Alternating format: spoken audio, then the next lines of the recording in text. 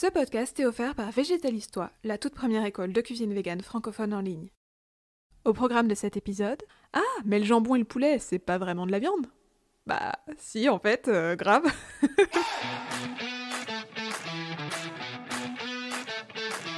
Tu rêves de te faire plaisir facilement tous les jours tout en végétalisant ton assiette?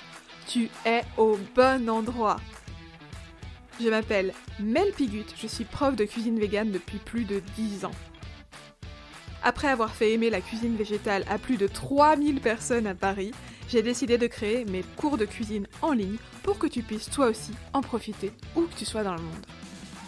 Et avec ce podcast, je t'emmène à la découverte du végétal pour te rendre carrément accro à la bonne cuisine végane, simple et ultra gourmande. Allez, c'est parti! Bon, je ne pouvais pas faire un podcast qui parle de se végétaliser sans commencer par t'expliquer les mots qu'on utilise dans le milieu très sélect des mangeuses et mangeurs de plantes. Ces mots, tu vas voir, clairement, tu les as déjà entendus, mais tu doutes peut-être encore un petit peu de leur signification, ou alors tu crois savoir, mais bon, t'es pas sûr. En fait, c'est quoi, vraiment, la différence entre le végétarisme, le végétalisme ou encore le véganisme? Ça a l'air compliqué, non ? T'inquiète, on va démystifier tout ça ensemble. Allez, attache ta ceinture, c'est parti. Grâce à cet épisode, tu vas tout comprendre. On commence par le végétarisme. Alors c'est quoi pour toi le végétarisme? Moi j'ai déjà entendu « Ah, t'es végétarienne, alors tu manges du poisson ?» Mais non, pas du tout. Bah alors quoi?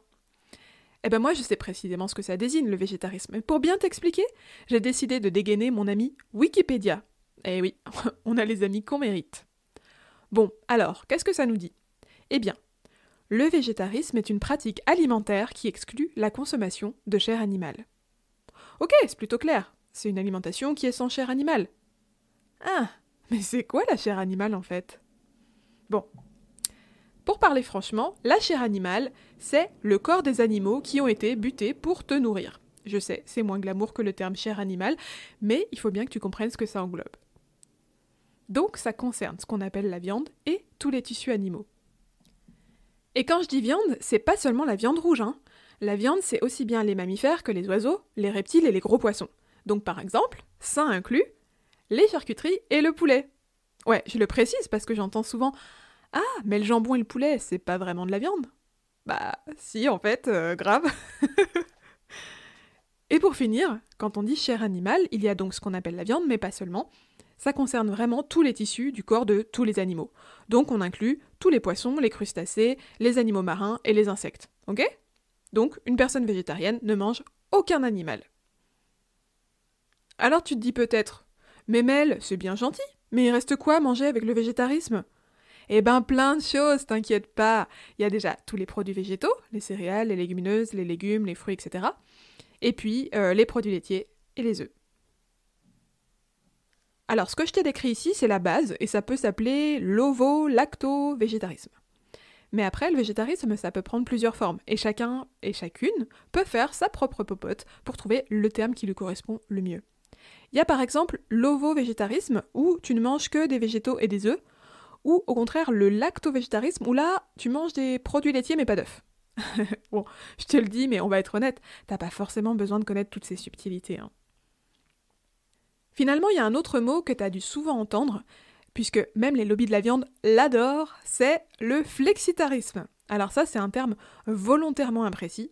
Ça désigne une pratique où il est question de diminuer la viande. Mais à quel point, bah ça, on sait pas, ça reste flou. Moi, j'utilise pas trop du coup ce mot, mais il reste intéressant parce qu'il peut te servir de première étape pour découvrir les alimentations végétales. Comme il est flou, ça te met pas la pression, et ça peut t'aider à faire tes premiers pas, et ça c'est positif. De toute façon, l'important, c'est surtout que toi, tu trouves tes mots, ceux qui te parlent le plus pour désigner ta pratique et communiquer autour de ça à ta façon. Allez, le végétalisme, c'est notre deuxième mot. Est-ce que t'es au point sur sa définition, toi? Bon, écoute, on va demander encore une fois l'aide de notre cher Wikipédia, et ça nous dit que le végétalisme est une pratique alimentaire excluant les produits animaux, aussi bien issus d'animaux morts, viande, poissons, crustacés, mollusques, gélatine, présure, etc., que d'animaux vivants, produits laitiers, œufs, miel, etc. Et, éventuellement, les produits dont le procédé de fabrication fait intervenir des produits animaux. Ok, bon, c'était une bien longue explication pour dire que c'est une alimentation du coup, comme le végétarisme, mais avec en moins les produits laitiers, les œufs et le miel. Et plus généralement, ça exclut tout produit alimentaire qui utilise les animaux dans sa fabrication. Bon, du coup, il reste quoi ?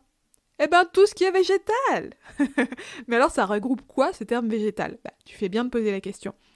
Il y a tous les fruits, tous les légumes, les légumineuses, les céréales, les algues, les graines, les noix et même les champignons. Alors tu vois, ça en fait de la diversité quand même.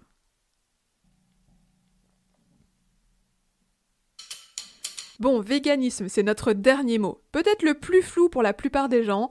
Je me demande si c'est ton cas, est-ce que tu le comprends ? Allez, en tout cas, on reste concentré. On va voir encore une fois ce qu'en dit Wikipédia. Le véganisme est un mode de vie qui refuse l'exploitation des animaux et exclut donc la consommation de produits d'origine animale. Au-delà de l'adoption d'une pratique alimentaire végétalienne, le véganisme exclut également la consommation de tout autre produit issu des animaux, de leur exploitation ou testé sur eux, et, plus généralement, l'utilisation des animaux dans le cadre des loisirs. Ok, bon, ça paraît peut-être un peu compliqué dit comme ça, mais en fait c'est littéralement comme le végétalisme, sauf qu'on a élargi à tous les domaines de la vie. Du coup, ça concerne aussi bien le choix des fringues, donc exit la laine, le cuir ou la soie, et puis pour les activités, on évite le zoo par exemple. Intéressant, hein ? Mais en réalité, ce que tu dois comprendre, c'est que c'est plus seulement une question d'alimentation et même pas de style de vie. Ici, on est vraiment sur une position morale, philosophique, sociale et politique. Parce qu'en fait, adopter le véganisme, c'est vraiment s'opposer à toute exploitation animale. Tu vois la nuance ? Oh, et tant qu'on y est, il me semble important de rappeler que dans un monde où le véganisme n'est pas dominant, le but c'est pas de chercher la perfection à tout prix, mais de faire de son mieux pour défendre les intérêts de tous les animaux au maximum de ses possibilités. Ce que je veux dire, c'est que c'est pas parce que t'as mangé un œuf dans un gâteau pour faire plaisir à Tati Ginette au mois de novembre dernier que tu peux pas te considérer végane. Continue de faire de ton mieux dans tous les cas. Bon, on a vu les 3 grands termes, mais on va résumer tout ça pour que ce soit encore plus clair et plus facile pour toi. Alors, comment faire la différence entre ces 3 termes de bouffeuse et bouffeur de cailloux ? Allez, je te résume, et là, vraiment, c'est le moment où tu dois rester concentré. Je te fais confiance. Allez. Le végétarisme. La personne végétarienne ne mange pas de chair animale, elle mange des produits végétaux, du lait et des œufs. Le végétalisme. La personne végétalienne ne mange aucun produit issu de l'exploitation des animaux, elle mange uniquement des produits végétaux. Le véganisme. La personne végane mange uniquement des végétaux, mais ça va plus loin puisqu'elle s'oppose aussi à la mort et à toute exploitation d'animaux dans tous les domaines de la vie. Est-ce que c'est plus clair pour toi ? Est-ce que tu connaissais bien ces nuances ? Du coup, tu te reconnais dans quoi, toi ? T'es plutôt végé, végane, t'es en cheminement ? Tu te vois comment aujourd'hui et vers quoi tu veux aller ? En tout cas, où que t'en sois dans ta démarche, c'est le moment de télécharger gratuitement ton guide offert pour te végétaliser sans prise de tête. Ce que je t'offre, c'est une véritable anti-sèche dans laquelle tu vas trouver mes 5 conseils pour débuter sereinement, des infos sur l'essentielle vitamine B12, des exercices à faire pour arrêter de procrastiner et enfin passer à l'action, et une recette de fromage vegan ultra facile en cadeau. Je sais, je suis trop sympa. Je sais aussi que tu vas adorer ta super anti-sèche, et qu'en mettant mes conseils en pratique tout de suite, tu vas directement te sentir avancé dans ta démarche. Fonce, tu trouveras le lien dans la description de l'épisode. Bon, et moi alors, peut-être que tu te demandes où je me situe ? En tout cas, moi, je vais te le dire. Alors, je me définis comme végane depuis des années, et c'est devenu ma normalité. Mais j'y suis pas arrivée du jour au lendemain. D'abord, à l'âge de 13 ans, je suis devenue végétarienne parce que j'aimais les animaux, et que je voulais tout simplement pas les tuer et les manger. Bah oui, je suis comme ça, moi. Bon, ça, c'était avant l'an 2000, ça nous rajeunit pas. Mais ensuite, je suis devenue végane 13 ans plus tard. Donc là, on était en 2009, un moment où on a commencé à pouvoir trouver plus d'infos sur Internet, et c'est comme ça que j'ai pu enfin m'informer vraiment sur la globalité de l'exploitation animale et décider de prendre une position plus forte et plus claire pour les animaux avec le véganisme. Depuis, j'ai créé un blog, J'ai écrit des livres de cuisine végane, j'ai donné des centaines et des centaines de cours de cuisine pour faire découvrir et aimer la cuisine végétale, et j'ai finalement lancé mon école de cuisine en ligne. Bon, tu l'auras compris, moi je suis à fond pour démystifier le véganisme, en montrant que manger végétal, ça peut être simple et gourmand. Bah oui, parce que moi tu vas voir, je suis aussi gourmande, donc le plaisir ça compte beaucoup pour moi. Allez, t'en sais un peu plus sur mon parcours? À toi de me raconter le tien. Laisse-moi un avis sur Apple Podcast ou sur l'appli de podcast que tu utilises et profites-en pour me dire comment tu te décris. T'es végé, vegan ou pas du tout? Je suis très très très curieuse. Oh, et n'oublie pas de télécharger ton guide offert, tu trouveras le lien dans la description de l'épisode.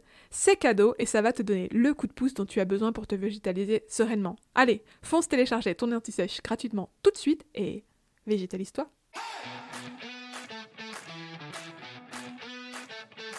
Hey, t'es encore là? Merci d'avoir écouté jusqu'au bout. Tu veux te donner un coup de pouce au podcast? Laisse-moi un avis 5 étoiles sur Apple Podcast ou sur l'appli de podcast que tu utilises pour me soutenir et propager l'amour de la bonne cuisine végétale. Pour rappel, ce podcast est offert par Végétalise-toi, la première école de cuisine végétale francophone en ligne. On se retrouve avec plaisir au prochain épisode.